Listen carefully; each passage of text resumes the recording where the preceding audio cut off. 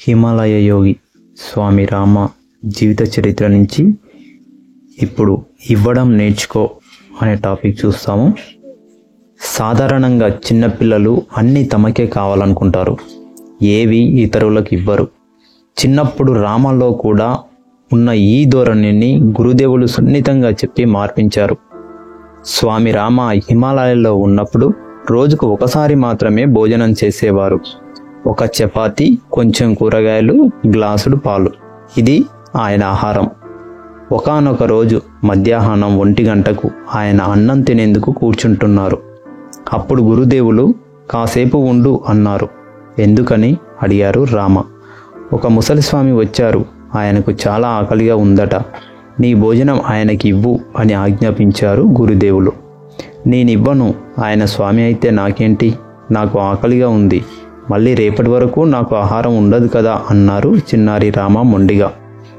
అంత మాత్రాన చచ్చిపోవులే, ఆయనకి ఇవ్వు, నేను చెప్పానని కాదు, ప్రేమగా ఇవ్వు అంటూ ఆదేశించారు గురుదేవులు. నాకు ఆకలిగా ఉంది, నా ఆహారం కోరే వారిపై నాకు ప్రేమ ఎలా సాధ్యం? ఆకలితో నకనకలాడుతున్న రామ మొండిగా వాదించాడు. నీ ఆహారం అతనికి ఇవ్వాల్సిందే అన్నారు గురువు. ఇంతలో ముసలిస్వామి వచ్చారు.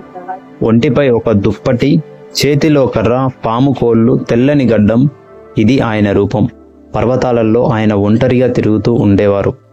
రండి, మీ రాక మాకు ఆనందదాయకం, ఇదిగో నా కోసం వీడిని ఆశీర్వదించండి అన్నారు గురుదేవులు. అప్పుడు రామ మొండిగా, నాకు మీ ఆశీస్సులు ఏమీ అక్కర్లేదు, నాకు ఆకలిగా ఉంది, అన్నం కావాలి అన్నారు. ఈ బలహీన క్షణంలో నువ్వు అదుపు తప్పితే జీవిత సమరంలో ఓడినట్లే. దయచేసి ఆయనకు ముందు నీళ్ళివ్వు, తర్వాత కాళ్ళు కడిగి అన్నం పెట్టు అన్నారు గురుదేవులు. గురుదేవుల ధోరణి రామకు పూర్తిగా అర్థం కాకపోయినా అయిష్టంగానే ఆయన చెప్పినట్లు చేశారు. అన్నం తిన్నాక ఆ స్వామి, దేవుడు నిన్ను దీవిస్తాడు, ఇకపై నీకు ఆహారం దొరికే వరకు ఆకలి వేయదు, ఇదే నీకు నేనిచ్చే వరం అన్నారు. ఆనాటి నుంచి స్వామి రామలో పిల్ల తరహా మొండి ధోరణి నశించింది. స్వార్థం వదిలితే ఇవ్వడంలో ఉన్న హాయి తెలుస్తుంది. స్వార్థపరుడికి ఈ ఆనందం ఉండదు. ప్రపంచమంతటా గొప్పవారిలో ఉమ్మడిగా కనిపించేది ఈ గుణమే. నిస్వార్థ సేవ లేకపోతే ఏమీ సాధించలేం, ఎంత పాండిత్యం ఉన్నా వృధాయే అంటారు స్వామి రామ. నెక్స్ట్, గురుదేవులకు కానుక.